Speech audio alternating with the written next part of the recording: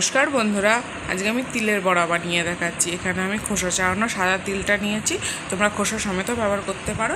এবার আমি মিক্সির জারে নিয়ে নিলাম কিছুটা। এবার ছোট দু চামচ আমি এখানে পোস্ত দিয়েছি আর নুন দিয়ে ভালো করে এটাকে ঘুরিয়ে নেবো।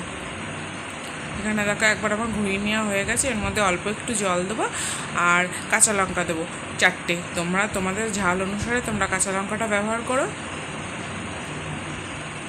দিয়ে আমি এখানে পেস্ট করে নেব।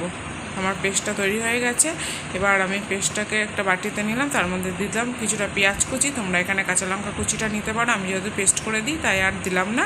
এবার ফ্রাই প্যানে একটু সর্ষের তেল গরম করে নিলাম।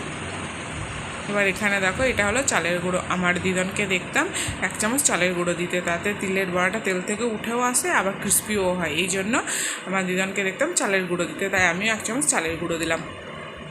এবার যেভাবে আমরা বড়া বানাই সেইভাবে আমরা একটু ফ্রাই প্যানের ওপর দিয়ে দেবো। তাহলে দিয়ে ওপর থেকে সামান্য একটু তেল ছড়িয়ে দিলাম।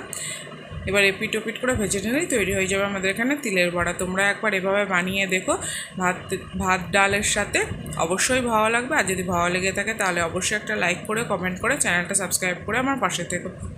দেখো আমার এখানে ভাজা হয়ে গেছে, এবার আমি তুলে নেবো।